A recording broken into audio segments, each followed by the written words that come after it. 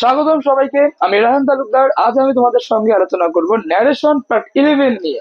Narration part 11 আজকে আমি তোমাদের সঙ্গে আলোচনা করব ডিয়ার সংক্রান্ত সমস্যা নিয়ে।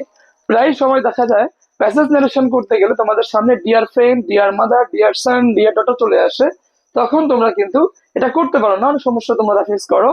আজকের এই ভিডিওটা দেখার পরে ডিয়ার নিয়ে তোমার জীবনে কোনো প্রবলেম থাকবে না, তোমার কথা দিচ্ছি। আজকের এই ভিডিও দেখার পরে ডিয়ার নিয়ে তোমার জীবন থেকে সব সমস্যা দূর হয়ে যাবে।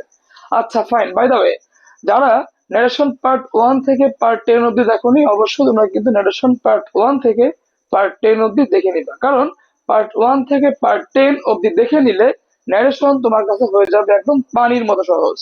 যাই হোক, কথা বলাবো না আমরা আর। আজকে আমরা আলোচনা করব ডিয়ার সংক্রান্ত সমস্যা নিয়ে।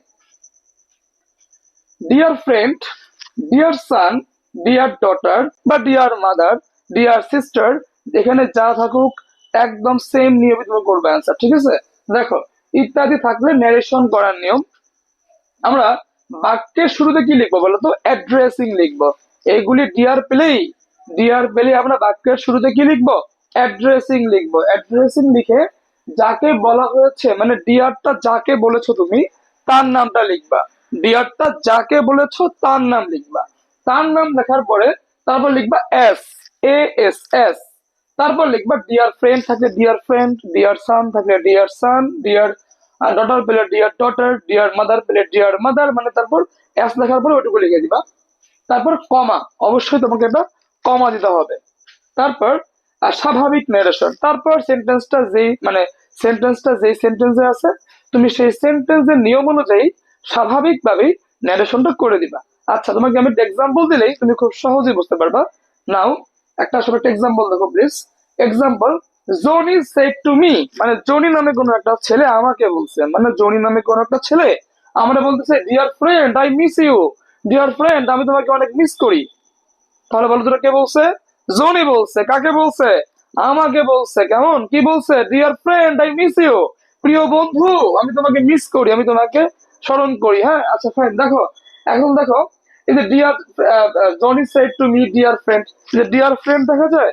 তাহলে আমরা বলো তো কি লিখবো? ডিয়ার ফ্রেন্ড বা ডিয়ার ডটার পেলে আমরা ফার্স্ট কি লিখবো? অ্যাড্রেসিং লিখবো। দেখো, ফার্স্ট আমরা অ্যাড্রেসিং লিখলাম, ADDRESSING, অ্যাড্রেসিং লিখবা। হ্যাঁ, অ্যাড্রেসিং লেখার পরে যাকে বলা হয়েছে, দেখো তো জনি কাকে ডিয়ারটা বলছে, জনি কাকে ডিয়ারটা বলছে, জনি কাকে ডিয়ার ফ্রেন্ড বলছে, আমাকে বলছে। সুতরাং আমরা কি লিখবো? অ্যাড্রেসিং মি, মানে অ্যাড্রেসিং লেখার পরে যাকে ডিয়ারটা বলেছে। তো জনি কাকে বলেছে? আমাকে। সো কি লিখবে? Addressing me. তারপর কি লিখবা? প্লাস এস, প্লাস লিখবা কি এস, প্লাস তোমার ডিয়ার ফ্রেন্ড বললে ডিয়ার ফ্রেন্ড, ডিয়ার সান বললে ডিয়ার সান, ডিয়ার ডটার বললে কি লিখবা? Dear daughter. দেখো তো জনি আমাকে কি কি বলছে? জনি কিন্তু আমাকে ডিয়ার ফ্রেন্ড বলছে। সো আমরা কি লিখবো? Addressing me as deer friend, dear friend. আচ্ছা, তাহলে অ্যাড্রেসিং লিখলাম, যাকে বলা হয়েছে তার নাম লিখলাম। জনি আমাকে বলছে, সো আমি এখানে মি লিখলাম। তারপর কি লিখলাম? এস। তারপর কি লিখবা? ডিয়ার ফ্রেন্ড, ডিয়ার সান বা ডিয়ার ডটার।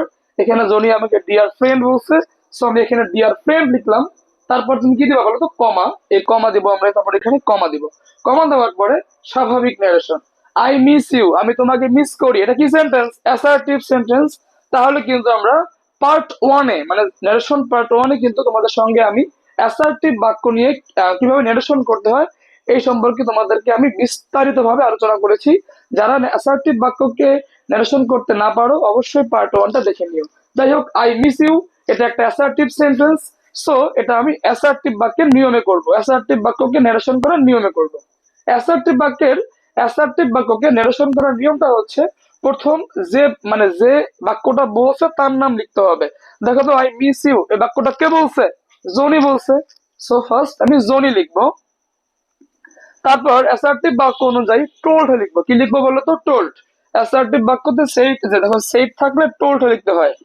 আমি আবারও বলবো, যারা অ্যাসার্টিভ বাক্যের নিয়ম না পারো অবশ্যই পার্ট ওয়ানটা দেখে নিবা। পার্ট ওয়ানটা দেখলে অ্যাসার্টিভ বাক্যকে ন্যারেশন করানো তুমি জীবনে ভুলবা না। তো জনি টোল্ড, তারপর টু বাদ হয়ে যায়, মানে রিপোর্টিং ভার্বে টু বাদ। তারপর দেখো জনি কারে বলছে? জনি আমাকে বলছে। তো কি দিবা? Johnny told me, Johnny told me. Johnny সেই উঠিয়ে টোল্ড। তারপর জনি যাকে বলছে, জনি কারে বলছে? মি, আমাকে বলছে। তো কি দিবা? Johnny told me. এবার দেখো তো অ্যাসার্টিভ বাক্যে তুমি কমা উঠে কি লিখবা? দ্যাট লিখবা, তাই না?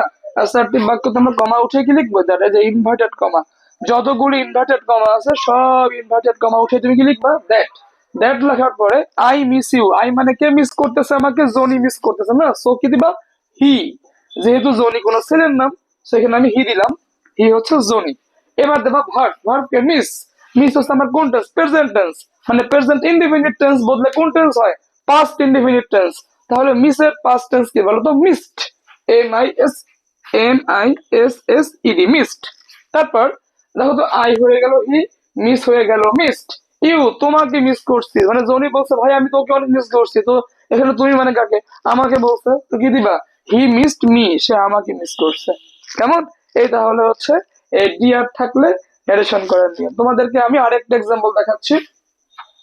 The man said to the boy, লোকটা ছেলেটাকে বললো, লোকটা ছেলেটাকে বলছে যে you must dig the land. You must, এটা পরীক্ষা একবার এসছে, কেমন?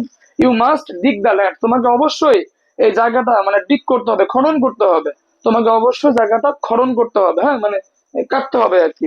ডিয়ার সান, প্রিয় ছেলে, মানে লোকটা ছেলেটাকে বললো তোমাকে অবশ্যই জায়গাটাকে খনন করতে হবে প্রিয় ছেলে।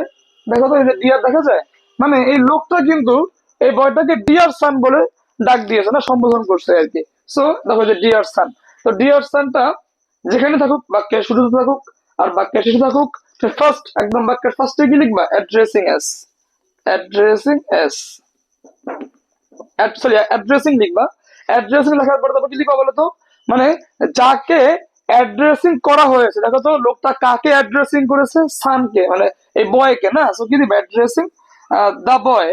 অ্যাড্রেসিং দা বয়, মানে অ্যাড্রেসিং লেখার পরে অ্যাড্রেসিংটা করছে কারে? লোকটা বলো তো, দা বয়রে বলছে না, সো তুমি কি লিখবা? অ্যাড্রেসিং দা বয়। দেখো অ্যাড্রেসিং যাকে বলা হয়েছে, কারে বলা হয়েছে? এই যে দা বয়কে বলা হয়েছে, so addressing the boy plus কি লিখবা? এস। এস লিখলাম। তারপর কি লিখবা? Dear friend, dear son, dear daughter. এখানে বলো তো কি বলা আছে? ডিয়ার সান, সো আমি এখানে ডিয়ার সান লিখবো। Addressing the boy as dear son, dear son. Plus কি দিবা বলো তো? কমা, এই যে কমাও দিব, ঠিক আছে? কমা দেওয়ার পর কি বলতো? স্বাভাবিক ন্যারেশন। আচ্ছা, you must dig the land, তোমাকে অবশ্যই এই জমিটা খনন করতে হবে। এটা কি বাক্য? অ্যাসার্টিভ বাক্য। অ্যাসার্টিভ বাক্যকে আমরা কিভাবে ন্যারেশন করব? যে বলছে তার নাম, মানে কথাটা যে বলছে ফার্স্ট তার নাম লিখবো। দেখো তো, you must dig the land, তোমাকে এই বাক্যটা কে বলেছে? দ্য ম্যান বলেছে, না? সো কি লিখবা? The man. অ্যাসার্টিভ বাক্যতে সেট উঠিয়ে কি বসে? টোল্ড বসে। তারপর টু কি আর থাকে? টু একদম বাদ হয়ে যায়, না? তারপর কি লিখবা? মানে দা ম্যান কারে বলছে কথাটা? দা বয় কে বলছে, দা বয়। দা বয়। অ্যাসার্টিভ বাক্যে তুমি কমা উঠে কি লিখবা? দ্যাট। তারপর দেখো you must dig the land, তোমাকে অবশ্যই এটা খনন করতে হবে। ইউ মানে কাকে খনন করতে হবে? এই যে তোমার বয়কে খনন করতে হবে। তো এখানে বয় মানে কি? ছেলে, ছেলে মানে কি? হি। তো এখানে ইউ মানে হচ্ছে বয়, বয় মানে হি। এবার দেখো তারপর কি দিবা? মাস্ট। মাস্ট হচ্ছে ভার্ব, মাস্ট বদলে হবে হ্যাড টু। এই যে ভার্বের যে পরিবর্তনটা, কোন ভার্বটা বদলে কোন ভার্ব হবে, এই সব কিছু নিয়ে কিন্তু ন্যারেশন পার্ট ওয়ানে তোমাদের সঙ্গে আমি আলোচনা করেছি। যারা এই ন্যারেশন পার্ট ওয়ানটা দেখো নাই, খুবই ইম্পর্টেন্ট, অবশ্যই দেখে নিবা। কেমন? তোমাদেরকে আমি আবারও বললাম। আচ্ছা, সো মাস্ট বদলে কি লিখতে হয় বলো তো? হ্যাড টু লিখতে হয়। কেমন? ন্যারেশনের মধ্যে মাস্ট বদলে কি লিখতে হবে? Had to. তারপর বাকি অংশ, ডিক দা ল্যান্ড। এই তো, এই তাহলে আমাদের ডিয়ার থাক ন্যারেশন করার নিয়ম। কেমন?